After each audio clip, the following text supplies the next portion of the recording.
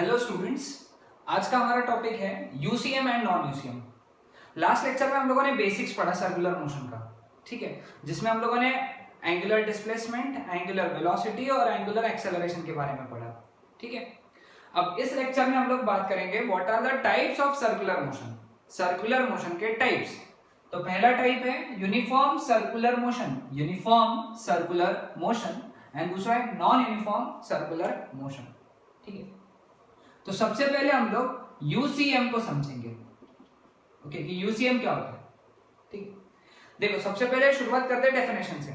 Definition बहुत simple है, the circular motion with constant angular velocity, बस। The circular motion with constant angular velocity is known as uniform circular motion.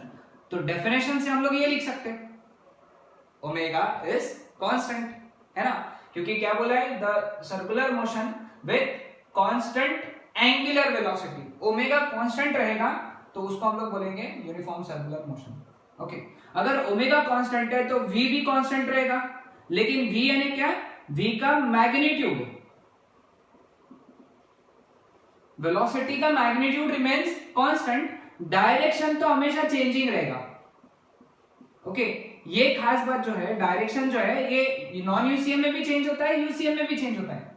तो velocity का direction तो हमेशा constant ही रहता है, क्योंकि सॉरी, डायरेक्शन तो हमेशा चेंजिंग होता है, क्योंकि वो क्या होता है, टेंजेंशियल, है ना। मतलब सर्कुलर मोशन अगर ऐसा परफॉर्म हो रहा है इस डायरेक्शन में, तो यहाँ पे वेलोसिटी का डायरेक्शन ऐसा रहेगा, यहाँ पे वेलोसिटी का डायरेक्शन ऊपर रहेगा, यहाँ पे वेलोसिटी का डायरेक्शन लेफ्ट साइड में रहेगा, यहाँ पे वेलोसिटी का डायरेक्शन नीचे रहेगा।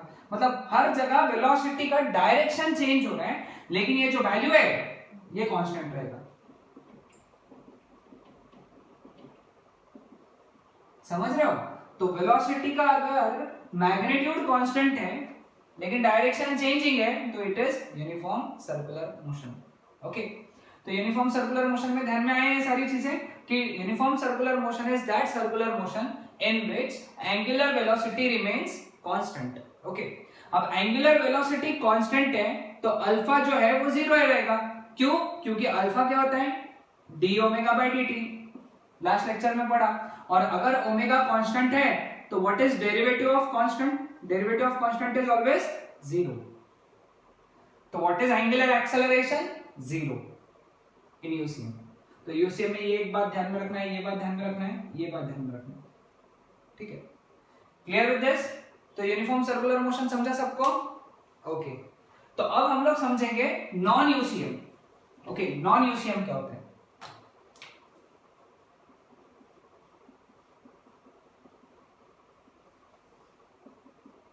ओके, तो the circular motion in which angular velocity is not constant, okay.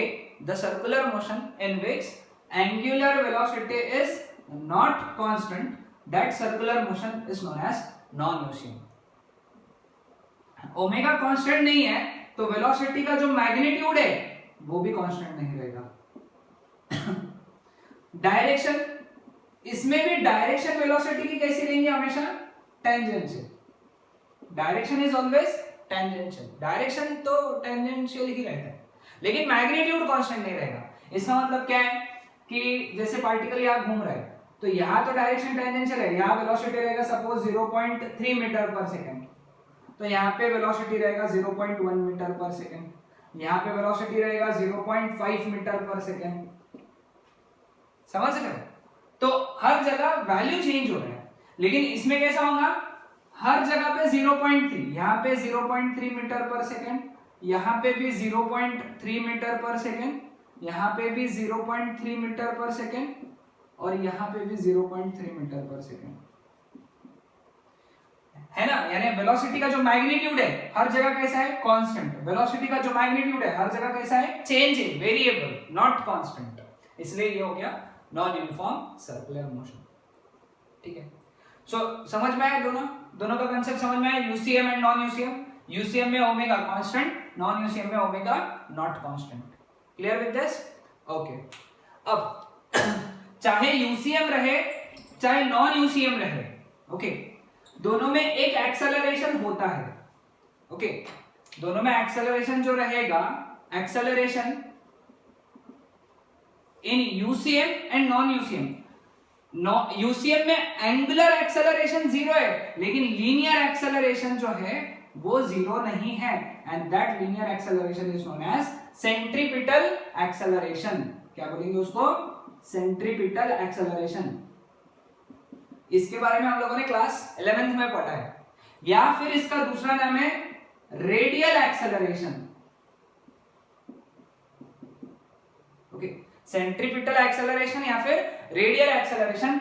क्यों इनका नाम रेडियल या फिर सेंट्रीपिटल है? क्योंकि इसकी जो डायरेक्शन है that is towards the centre.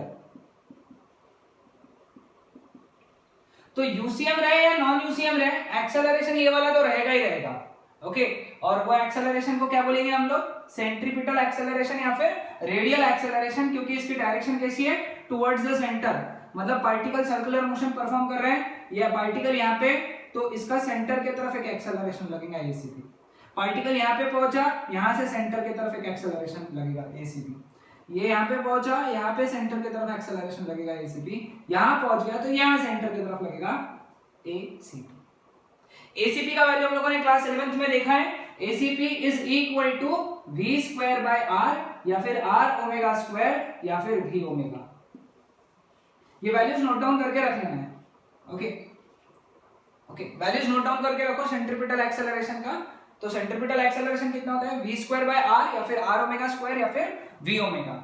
इसका डेरिवेशन क्लास 11th में है. ओके, सो अभी 12th स्टैंडर्ड में इसका डेरिवेशन नहीं रहा, लेकिन ध्यान में रखना है इसका वैल्यू. फॉर्मूला याद रख लो इसका. Okay, so this was about UCM and non UCM. अगले लेक्चर में हम लोग सेंट्रीपिटल फोर्स और सेंट्रीफ्यूगल फोर्स के बारे में पढ़ेंगे. That's it.